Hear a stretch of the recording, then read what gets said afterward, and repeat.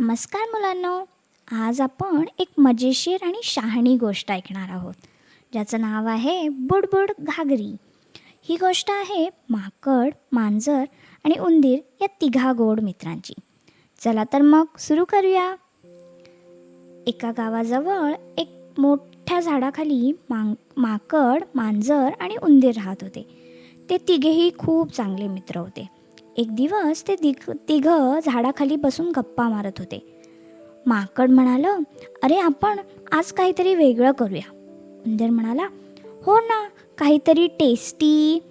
मांजर, मग खीर बनवूया का? सगळ्यांनी होकार आनंदाने दिला. माकड पातेलं घेऊन आलं, उंदीर रवा आणि साखर घेऊन आला आणि मांजर दूध घेऊन आलं. ते सगळे मिळून मातीच्या चुलीवर खीर शिजवू लागले. वाफाळती खीर शिजत होती आणि तिघांच्याही तोंडाला पाणी सुटलं होतं. खीर थोडी वेळ शिजू द्यायची होती.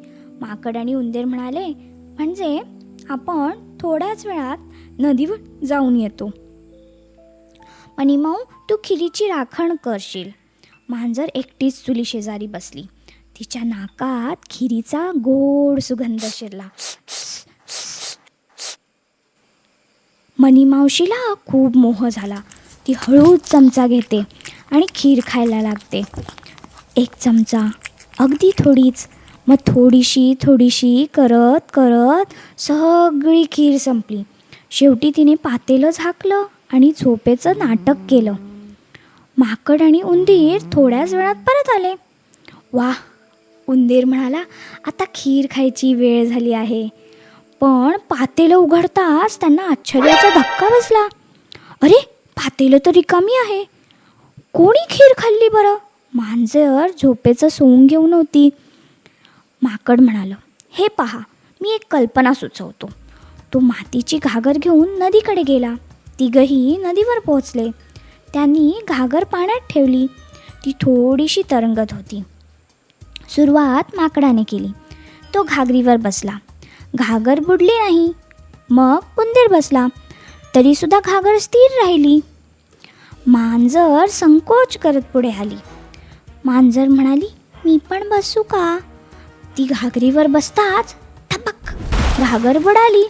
मनीमावशी पाण्यात गटांगळ्या खाऊ लागली.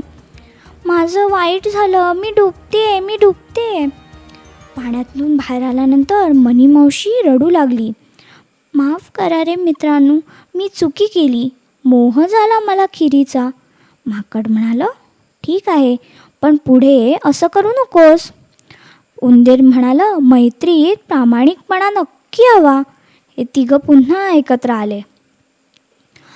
आपल्याला ह्या गोष्टीतून काय बरं कळालं? नेहमी खरं बोलावं. मैत्रीत कधीही फसवणूक करू नये. तर मुलांनो, गोष्ट कशी वाटली? आपण पण नेहमी प्रामाणिक राहायला हवं आणि चांगल्या मैत्रीचं जपणं हे खूप महत्त्वाचं असतं. तर पुन्हा भेटूया एका नवीन गोष्टीसह. तोपर्यंत नमस्कार, गोड गोड झोप घ्या. धन्यवाद. ही गोष्ट तुम्हाला आवडली का मुलांनो? अशाच आणखी मजेशीर आणि शिकवण देणाऱ्या गोष्टींसाठी आमच्या स्टोरी टाईम विथ ऐशू या चॅनलला लाईक, शेअर आणि सबस्क्राईब करायला विसरू नका.